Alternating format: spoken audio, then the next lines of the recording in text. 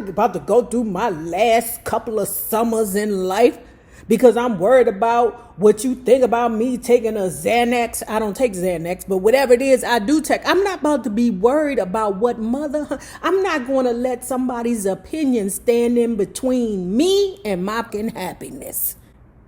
I don't hear nobody out there. Hold it down.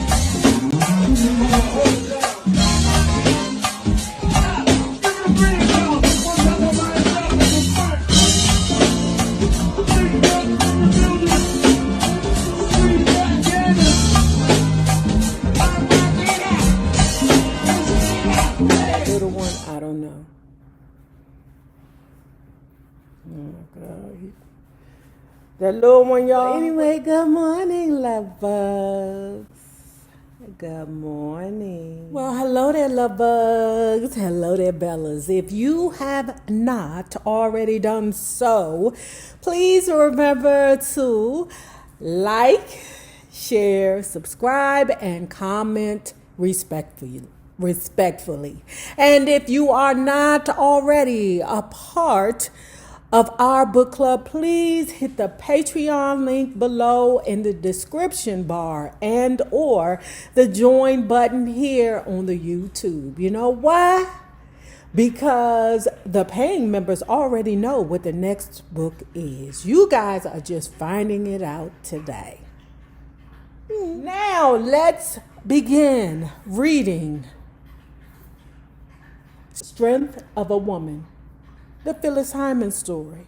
Look, y'all, if y'all hear some like clickety clacketing on the floor, it's tap dancers, it's the boys, okay? They getting on my frigging nerves, y'all. I'm telling you, that little one. Woo! Ishmael X paid $35 to Solomon Hyman for the right to use his name to buy land in his native North Carolina. The son of slaves, Ishmael, a humble farmer, worked hard to build a better life than the one he had known for his children. Ishmael's grandchildren were the first generation to head north in search of that better life. There is a trend with African Americans, if you guys don't know, because I have people from all over the world checking for me. One thing that African American ancestry has in common is that a lot of our Southern grandparents, at least for Generation X, migrated to the North for opportunity. And I am privy to believe that that was as a result of Harriet Tubman grabbing her people from the South and migrating to the North. And I believe that's a trend that has maintained throughout African American history, because I believe that's part of the reason why DC is so saturated with people from the South. Okay, and what's funny is you got people from the North coming down here to the South to find solace. Not necessarily opportunity, because it's not a lot of job opportunities down here where you can make a lot of money. But I believe once the people in the North make their money and they're ready to retire, they come down here to the South for peace of mind. It's funny because you got some that left the South to get a better life for their family, and it's some that left the South for education, to go to schools like Howard University. I'm telling you, it's a history behind African Americans migrating to the North. Okay, and Phyllis Hyman's family is no different. Ishmael's grandchildren were the first generation to head north in search of that better life. Samuel, Edward, and Philip all settled in Philadelphia. Philip served in the army during World War II and was stationed in North Africa. After returning to Philly, he began working in his brother Samuel's barbershop at Haverford Avenue and 52nd Street. That's Lulu, y'all. He met Louise Lively, a waitress at a local nightclub. Their courtship was short. Philip proposed when Louise announced she was pregnant. Louise was 26 when she gave birth to a daughter, Phyllis Linda, on July 6. Philip just days shy of 29. Soon he had abandoned the barbershop for a job on the railroad, and the couple moved with the infant to Pittsburgh, where they settled into the public housing of the St. Clair Village area of town. A second daughter, Anne, was born 21 months after the first, and a third, Janine, was born 13 months after that. By this time, Louise was suffering from chronic depression, and she found herself unable to cope. Janine was sent to live with family friends, Bill and Esther Quells. When Janine finally returned to the fold at about age 6, she was keenly aware that something was amiss in the Hyman household. You can't take care of me, and you done sent me round there to auntie and uncle house for a while, and now when I come back to visit, you got 2 more kids here, and things like that weigh heavily on children. They may not speak about it because that's what children did back in the day. They were seen and not heard. You're not allowed to voice your opinion like how these Gen Xers can and millennials can, and whatever it is coming out the vaginas now. You can't voice your opinion because your opinion didn't matter. You had to be quiet and just accept a lot of BS. I was a little kid, and I remember thinking, what she's still doing having kids, recalled Janine. Now, back then, kids didn't know stuff like they do now. But I remember thinking, if she couldn't take care of me, why is she still having children? We just had to keep quiet. How dare you? These kids now would tell the mammy, mama, I think you need to have a tuberculation because you can't take care of no children. If you can't take care of me, why you still having children? Quarters were cramped in the Hyman household. Philip and Louise lived with their 4 children in a 3-bedroom row house. As Louise spun further and further into the depths of her depression, Philip did little around the house to bring order to the chaos. Working on the railroad, he was often gone a lot when Phyllis was young. Later, back problems caused him to retire on a medical disability, and he did barbering part-time. He had health problems, and then he had his drinking problems, said Janine, and often the two were intermixed. 2 years after Kim came along, Louise gave Philip his first son, Mark. And a year after that, she delivered twins, Michael and Anita, bringing the total to 7. Finally, they moved up the street to a 4-bedroom unit, but 7 kids sharing 3 bedrooms was still a pretty tight fit. So, Paul. So at this point, we have 2 things going on with Phyllis that's going to predicate her life, okay, and her interactions with Clive Davis. So we have her father, who has a drinking problem, and her mother, who has severe depression. Both of these symptoms can be genetic. I'm not sure if it is factual that alcoholism or addiction can be passed down to your children. I think I did read that somewhere, that if a parent is susceptible to addiction, the child may be susceptible to addiction. But that explains the food addictions, the alcohol, the pills. It explains the depression and how the two intermingle. Because if you're dealing with severe depression, which we know Phyllis Hyman did, she's definitely self-medicating, and we'll find out later whether or not she actually saw a doctor for her depression, because some black folks just want to handle it themselves. I don't know why, but it's like a scarlet letter when black folks admit that they have something mentally wrong with them.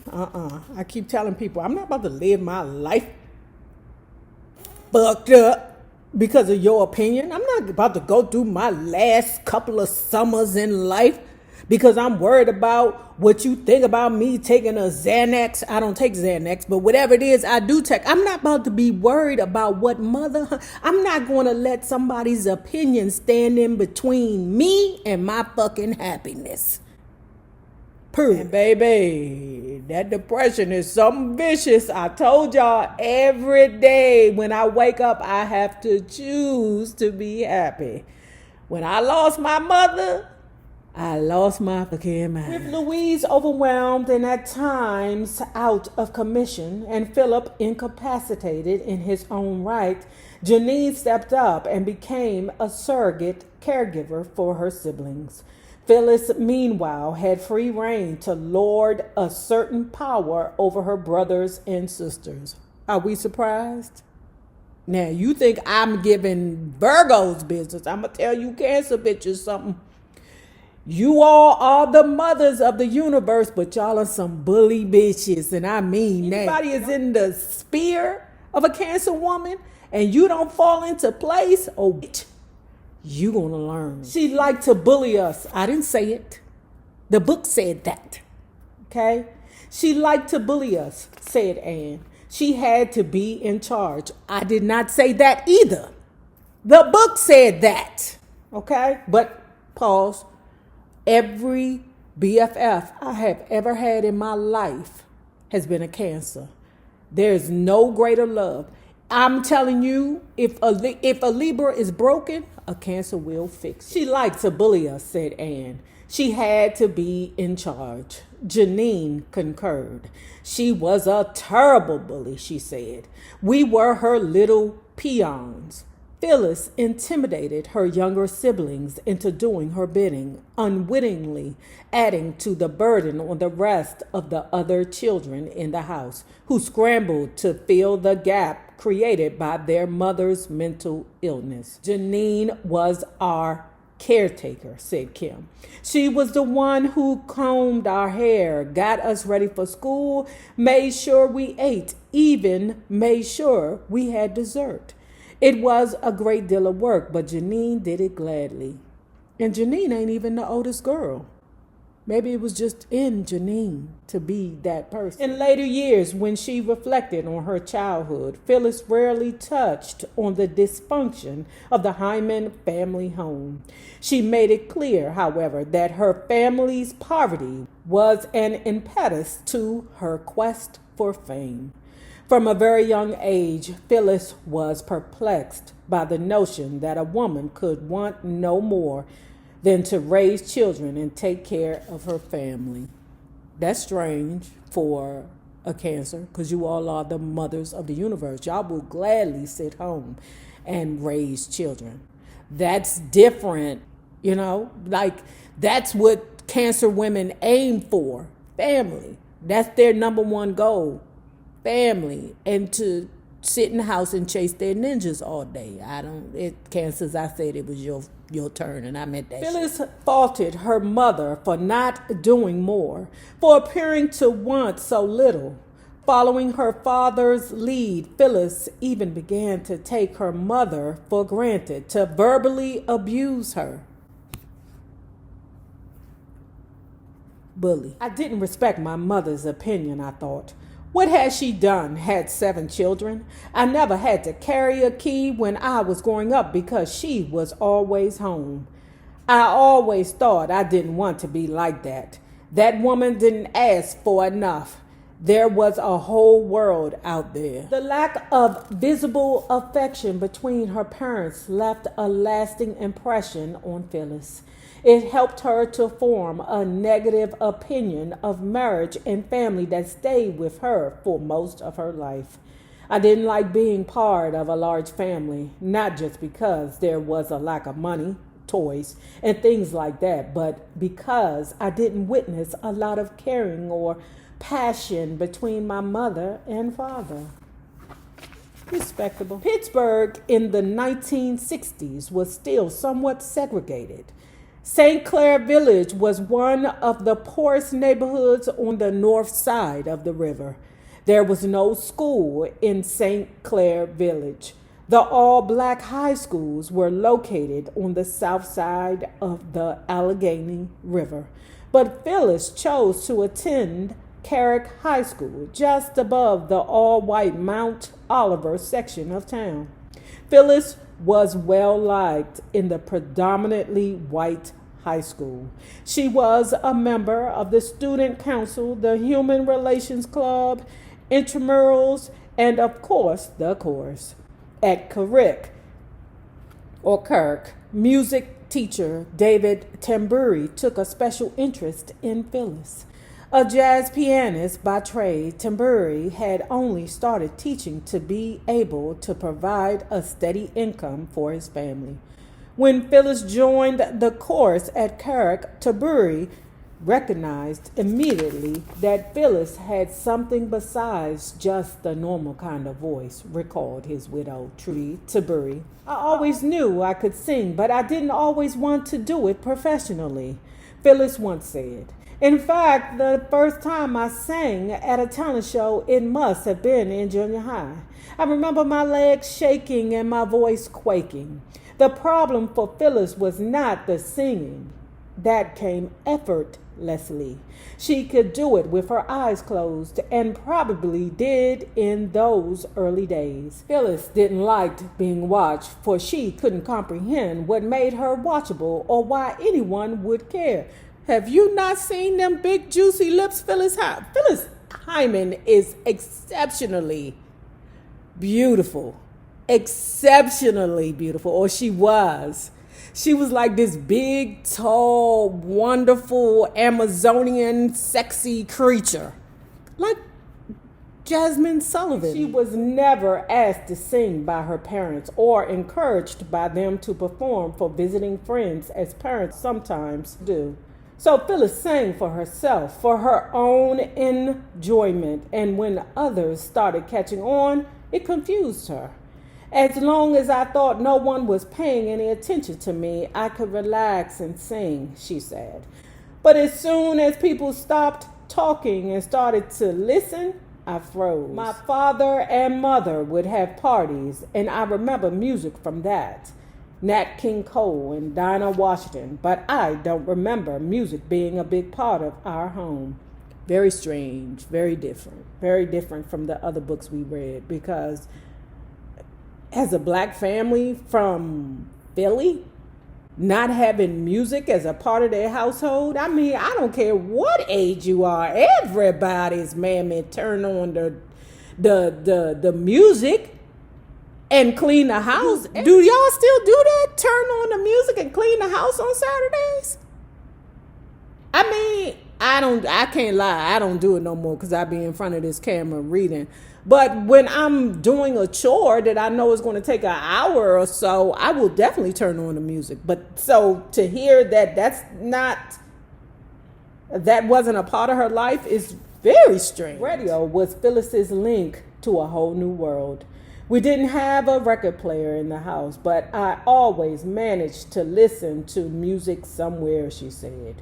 When I first heard Nancy Wilson sing, it was the greatest sound I'd ever heard. I knew from that moment on, scared or not, that's what I had to do. She may have thought her older sister a terrible bully, but she also knew from an early age that she was a terrific talent. Even though I didn't like her as a child, it was so astounding to me that she sounded like an adult. We were kids. She couldn't have been more than 10, 12 years old, and she sounded like an adult singing with another adult.